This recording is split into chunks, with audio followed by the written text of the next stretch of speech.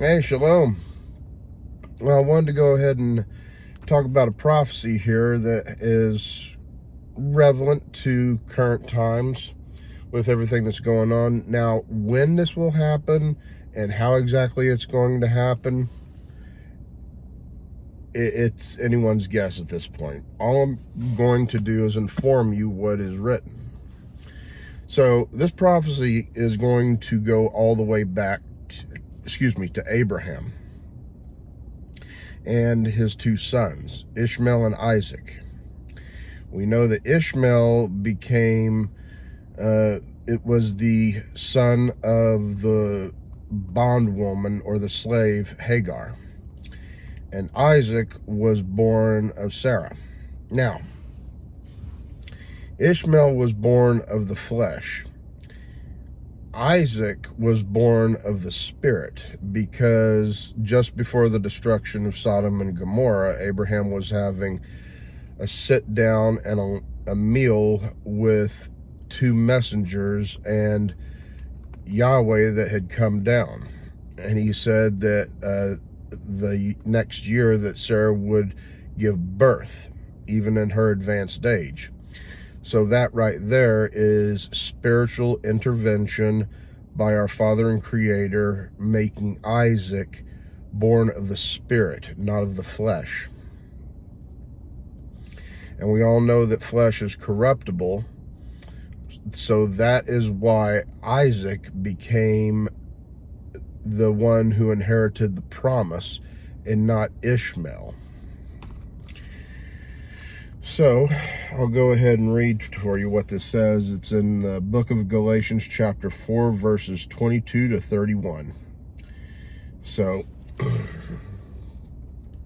for it is written that Abraham had two sons, one by a bondwoman, Hagar, and the other one a free woman, Sarah.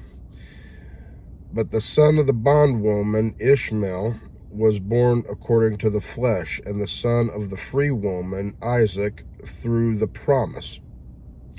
This is allegorically speaking, for these women are two covenants, one proceeding from Mount Sinai, bearing children who are to be slaves. This is talking about Ishmael and Hagar's lineage. She is Hagar. Now, this Hagar is Mount Sinai in Arabia and corresponds to the present Jerusalem, for she is in slavery with her children.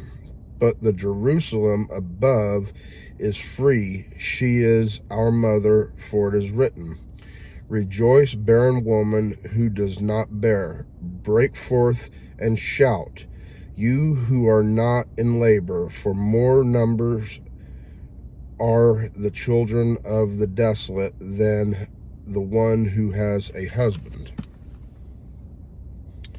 And you, brethren, like Isaac, are children of the promise, because as at that time he who was born according to the flesh persecuted him who was born according to the Spirit. So it is now also, but what does Scripture say? Cast out the bondwoman and her son. For the son of the bondwoman shall not be an heir with the son of the free woman. So then, brethren, we are not children of the bondwoman, but of the free woman. So all the descendants that came down from Isaac are children of the promise, whereas all of the descendants that came down through Ishmael's line are of the flesh and not of the promise. And therefore it is also written that the older will serve the younger. So in other words, Ishmael was quite a bit older than Isaac. But Isaac is the one that received the promise, and Ishmael did not receive the promise.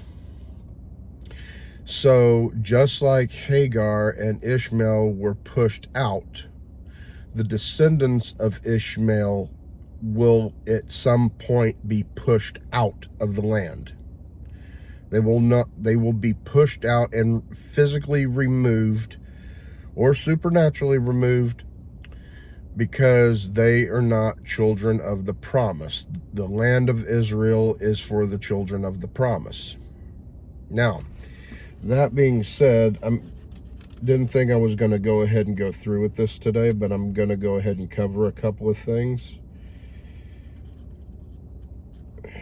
Just let me find it here in my Bible.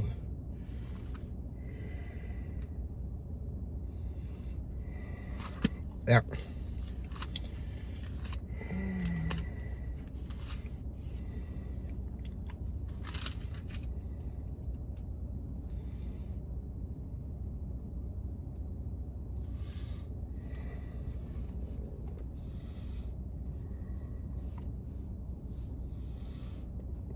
I'm going to have to check and see if I got it on my digital here. I don't think I marked it in my books, which is kind of... there we go. Okay. So this is in Zephaniah chapter 2, starting in verse 4. I'm having to look down here. Should have marked that in my book. Yeah. So, for Gaza will be abandoned, and Ashkelon a desolation. Ashdod will be driven out at noon, and Ekron will be uprooted. Woe to the inhabitants of the sea coast.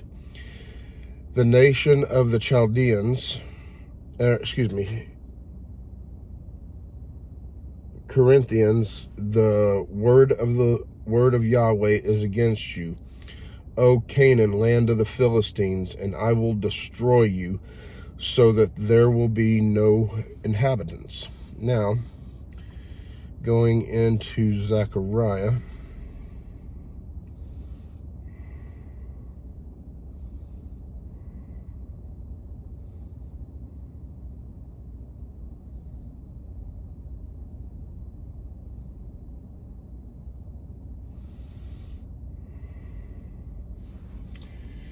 I thought I had one marked down in Zechariah.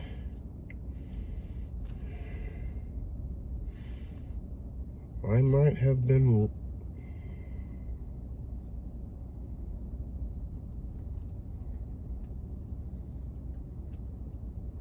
Oh, never mind. That was for a different prophecy altogether.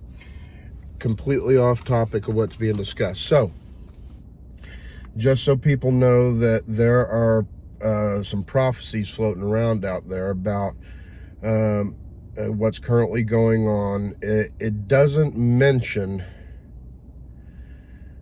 Palestine outright. It mentions the descendants of Ishmael. And it does also say that Gaza is going to be laid waste. So here's the question. When all that happens, what's the aftermath of it going to be? Because we don't know when this is going to happen, and by what means it will happen by. So with that, everybody, shalom.